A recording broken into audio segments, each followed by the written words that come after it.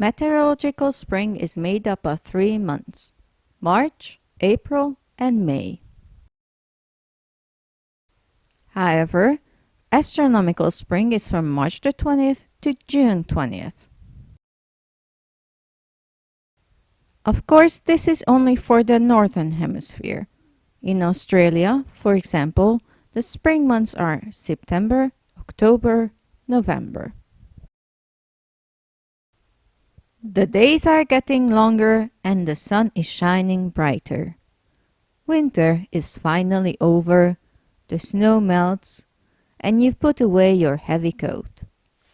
You need to carry an umbrella because on some days it's raining cats and dogs. On other days, the sun is shining and the birds are singing. This is a time of renewal and new life. Flowers bloom and baby animals are born. The world is more colorful and chicks are chirping in the trees. A lot of people decide to renew themselves and their homes. It's a time of spring cleaning. People get healthy and eat clean. As the weather warms, children and adults play outside. The playgrounds fill with kids. Not people with allergies, they sneeze a lot. Even time itself is renewed, as in many countries the clock is set an hour forward. This is called the daylight saving time. However, when or if it happens can be different in different countries.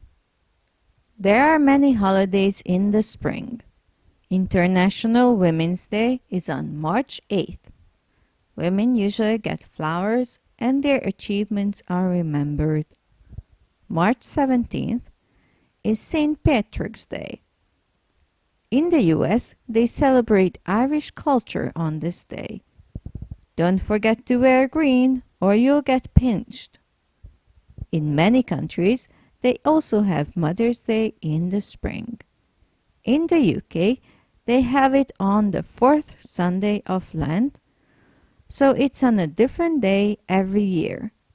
However, in the US, they celebrate it on the 2nd Sunday in May.